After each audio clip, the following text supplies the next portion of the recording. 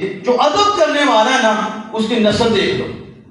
میں یہ ایک بات کر کے ختم کرنے لگا ہوں. نمازی دیکھ لو، آپ کو نمازی بڑے ملیں گے لیکن ان کی اولاد بگڑی ہوئی ملے گی. ان کی اولاد، ایک بندہ ایسا بھی ملے گا نمازی نہیں ہوگا لیکن اولاد میں عالم بن جائیں گی. یہ کیسے ہوا؟ وہ نمازیں پڑھتا تھا، چلی سال دنیا میں 10 سال نمازیں پڑھی، اس کے بچے تو بگڑ گئے اور اس نے اتنی نمازیں نہیں پڑھی، بچہ عالم کیسے ہے؟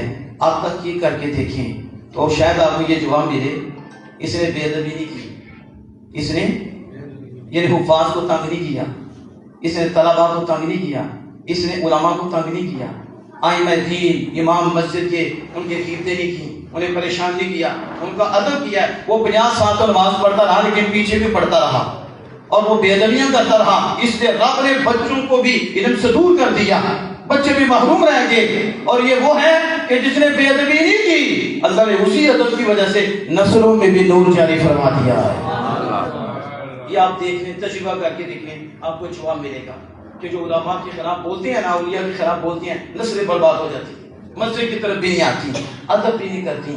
لیکن آپ دیکھو ان پڑھ بھی بندہ ہوگا نا، ان پڑھ گاؤں کا جو ماحول ہے، ان کے بچے دیکھیں، اس کی وجہ کیا ہے؟ وہ ادب. ساڑھے بڑے ہیں، ہمارے بزرگ ہیں، بڑے ادب سے ملنا، بڑے احترام سے ملنا، پیار سے ملنا، پھر دعائیں کرانا، تو پھر دل سے دعا نکل جاتی ہے. تو رب دیکھتا ہے نا کہ یہ میرے بندوں سے پیار کرتا ہے، ان کی قدر کرتا ہے، پھر اللہ پاک انہیں بھی